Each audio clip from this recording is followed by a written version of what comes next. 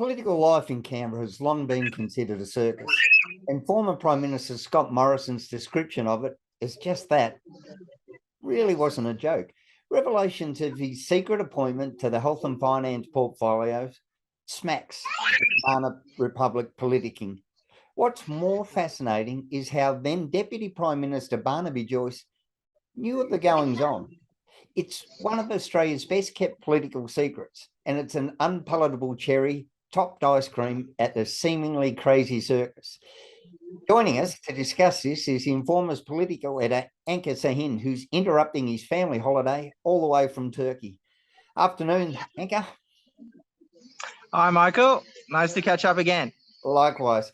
Well, Anka, what do we say here? There's a lot of talk about now.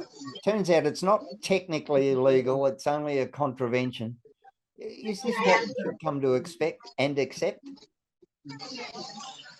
Well, I think the jury is still out on whether it's illegal or not. To simply say that something isn't illegal doesn't necessarily make it legal as such, because as we know, in politics, especially politicians are quite expert in operating in those grey areas that are often found in the law. There are things that you can do that are not strictly speaking illegal, but they, to most reasonable people, may look unorthodox or unpalatable or unacceptable.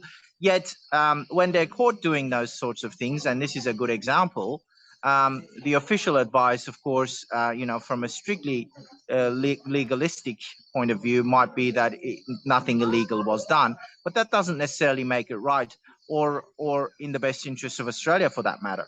The official measurement, known as the pub test, this definitely doesn't pass it, does it? No, it certainly doesn't. And the amount of backlash this has generated is, I think, indicative not only of an overall dissatisfaction that Australians have with government in general, despite the fact that, of course, we have recently had a change of one, but we're, in some respects, we're seeing certain things still continuing exactly the same as before under this government as the previous one.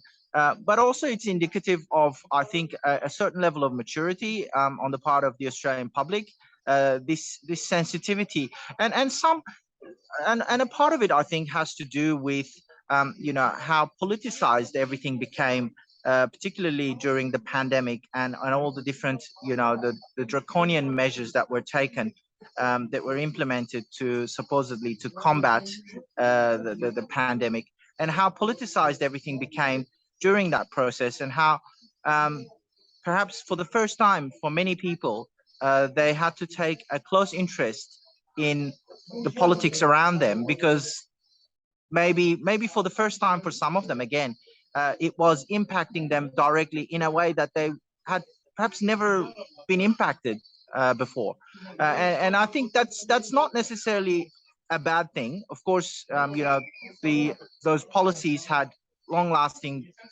effects on people, many of which were negative, and that's something that we keep talking about all the time. But if it had the effect of engaging more people in what is going on around them, which is basically what we call politics, is what goes around us all the time, those in positions of power making decisions on our behalf, that is what politics is, and regardless, everyone is impacted one way or another. That level of increase in political awareness and engagement is not a bad thing. And this, I think, this recent backlash and the how long it has gone on, it wasn't just a 15 minutes in the media and forget about it afterwards. This has actually persisted, and I think it's a sign of things to come.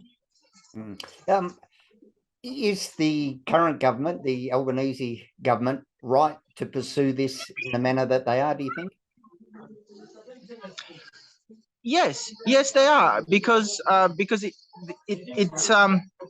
that's what the public expects.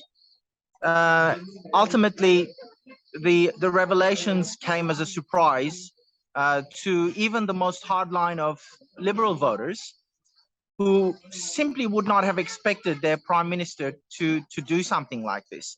And the fact that he decided to keep it secret from his own party, from his own deputy for a long time. Yes, we know that he eventually found out, but it wasn't straight away. And it's still unclear exactly how he came to find out, but we know that he did. And the fact that he kept it secret from his own ministers, the very ministers whose powers he sought to usurp by way of these secret appointments, and the way he somehow managed to rope the Governor General into the scheme, whereby these appointments were suspiciously absent from the Governor General's diary. They weren't gazetted. They weren't publicized. The media wasn't informed. The ministers in question weren't informed. The caucus wasn't informed. And certainly the public was not. And this is just, it's extraordinary. And I don't think any liberal, no matter how hardline or how committed to their party they might be, would really find it difficult to defend this pattern of behavior by the former prime minister. The secrecy is what really gives way. I'm going to use a Latin term here, the mens rea, the guilty mind that cements it. That's what I think exacerbates it even more. And I think it was the Victorian Ombudsman Deborah Glass talking about the IBAC report that said even the appearance of corruption does as much damage as if it had actually happened, because it undermines confidence in our government, and without that confidence we struggle with our institutions. Absolutely right. And when you think about it, if the prime minister truly believed that it was all above board, then why the need to keep it secret? Why not have a press conference where he could explain? I mean, that may or may not have been accepted by the rest of the party, by the other ministers, by the public, out there.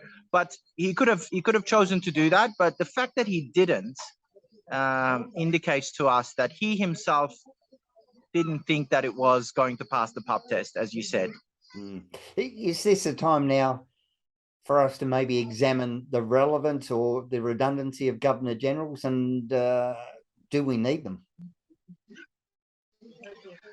Well, look, that's a whole other debate, and it is one that needs to happen. But in the short term, and what this particular crisis has shown to us, is that we have a constitution that foresees a particular role for the Governor General, and that role is to be the sole arbiter of who gets to be ministers of government in Australia.